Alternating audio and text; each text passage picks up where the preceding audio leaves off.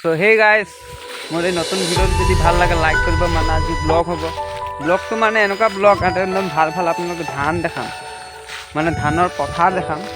কেনেকুৱা যে আমাৰ ঘৰ পাছফালে এখন যে পথাৰ আছে, এই পথাৰখনত কেনেকুৱা ধান হৈছে আপোনালোকক মই দেখুৱাম। এইকেইটা চাওক, সেইকেইটা চাওক। আৰু এইফালে আমাৰ ঘৰটো আছে, এই ঘৰটো দেখিছেনে? এই ঘৰটো আগত মানে আগত আছে, এই পিছফালটো হয়, এইটো ঘৰ নহয়, ইয়াৰ পিছফালে আছে ঘৰটো। গতিকে ইয়াত দেখিছে কিমান ধান, চাৰিওফালে ধানেই, আৰু মই আছোঁ ধানৰ মাজত।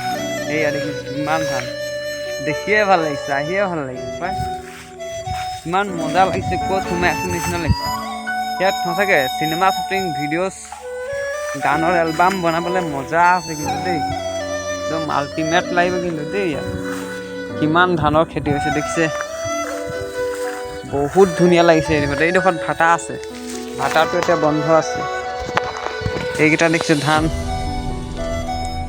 এইকেইটা ধান চব ধাননি পথাৰ। এইফালে গোটেই ধান, এইফালে গোটেই ধান, এইফালে চাৰিওফালে ধানে ধান।